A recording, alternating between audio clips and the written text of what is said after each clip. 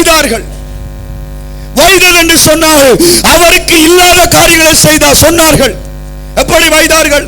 ஒன்றுக்கா சொல்றாங்க நீ பேய் பிடிச்சவன் என்று சொல்றாங்க, ஒருக்கா சொல்றாங்க நீ ஒரு சாதாரண மனுஷன் என்று சொல்றாங்க, இன்னொருக்கா சொல்றாங்க நீ ஒரு தச்சென்ற பிள்ளை என்று சொல்றாங்க. இப்படி பல விதங்களில் அவரை வைகிறார்கள். நீ பாவி, பாவிகளுடைய வீடுகளுக்கு போறபடியால் நீ பாவி என்று பல விதங்களில் அவரை துன்பப்படுத்தினார்கள்.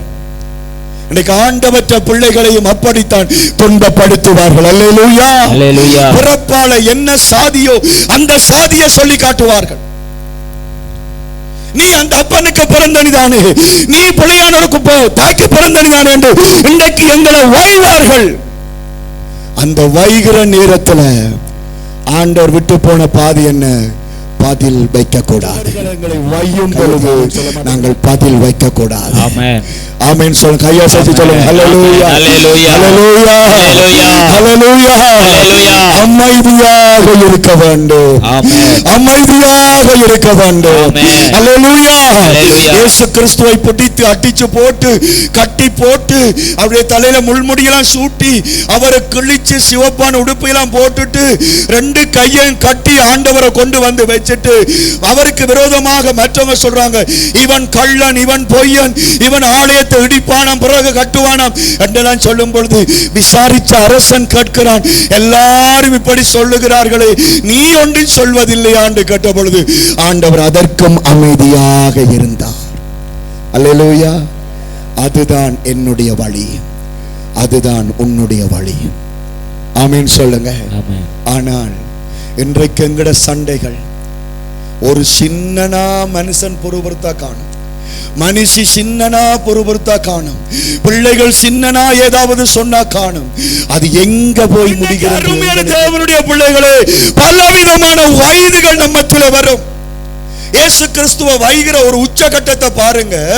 அவங்க என்ன செய்யறாங்க? அவரை கொண்டு போய் அந்த அறைக்குள்ள வச்சு காரி துப்புறாங்க. இன்னைக்கு எங்கட வாழ்க்கையில ஒருவன் அடிச்சால் கூட தாங்க, துப்பினால் என்ன செய்ய மாட்டோம்? தாங்க மாட்டோம். இந்த வாகனத்தில் ஓடும் பொழுது நான் எந்த வாழ்க்கையில் நிறைய அனுபவிச்சிருந்தேன். டிப்பர் காரங்கள் எல்லாம் நல்ல லாங் ட்ரிப் போகும்போது நானும் பின்னுக்கு பிடிச்சு கொண்டு போவேன். சிலவள அவங்கள ஆட்கள் இல்லை என்று நினைச்சு தண்ணியை கொப்பளிச்சு போட்டு எத்தி விடுவான்.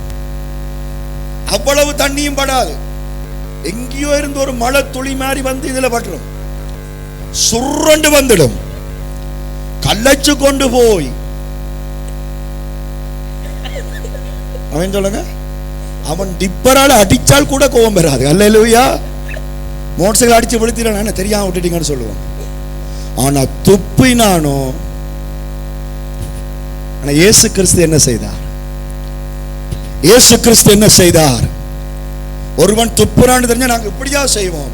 ஆனா வேதம் சொல்லுது துப்பலுக்கு அவர் தன் முகத்தை மறைக்கவில்லை. அப்படியே கொடுத்தாரையா. பரிசுத்த தேவன், அண்ட சராசரங்களையும் ஆளுகை செய்யும் கர்த்தா, 1000 10,000 பேரில சிறந்த முகம் காரி துப்பும் பொழுது, கொடியவர்கள் கயவர்கள் அவரை துப்பும் பொழுது முகத்தை கொடுத்தாரு. அந்த வழியில தான் நான் நீ நடக்க வேண்டும் என்று கர்த்தர் விரும்புகிறார். அதைத்தான் இயேசு கிறிஸ்து விரும்புகிறார்.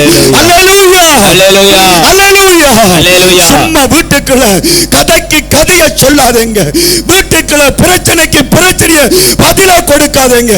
அமைதியாக இருங்கள், கர்த்தர் உங்களுக்காக சுத்தம் பண்ணுவார். அல்லேலூயா, அல்லேலூயா, அல்லேலூயா. எத்தனை தூரம் பயணம் செய்யணும் நாதா, இன்னும் எத்தனை காலம் பாடுகள் தேவா என்று சொல்லி அவரையே நம்பிக்கொண்டு அமைதியாய் காத்திருங்கள்.